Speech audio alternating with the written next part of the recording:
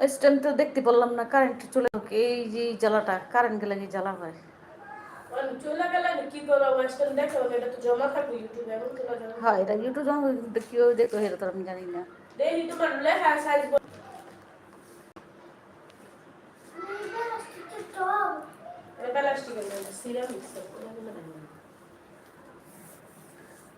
আমার লাগে ঢুকছো আবার কাটি সব সময়। কাটবে বসে পাবলিক করে একটু জানি না। ও আম্মু হঠাৎ কারেন্ট চলে গেছিল, এর জন্য আবার লাইভে আসলো।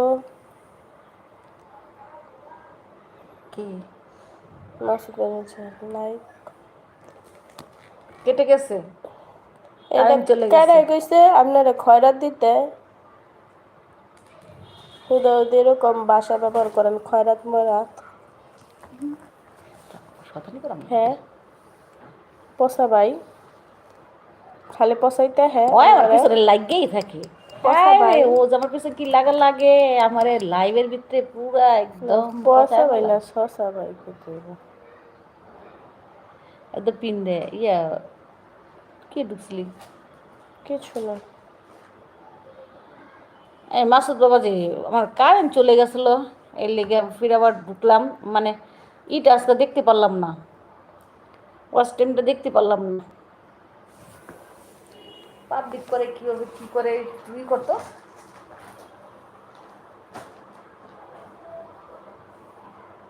নর্মাল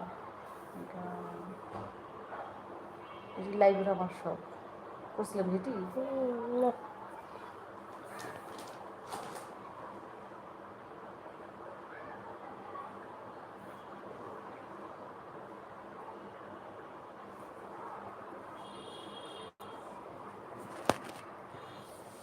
মাসুদ ভাই আঙ্গ লাগে কেমন জানি করে, আপন বই না তো এর লেগা। হ্যাঁ হ্যাঁ, আম্মু তো আজকে হঠাৎ করে আসছে আমার বাসায়।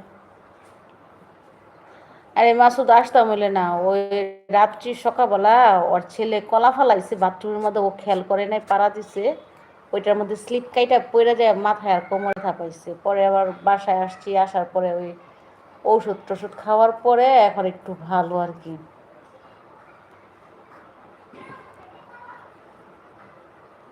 এর জন্যই তো আমি আসতে পারি নাই আজকে লিপি আপার লাইভে।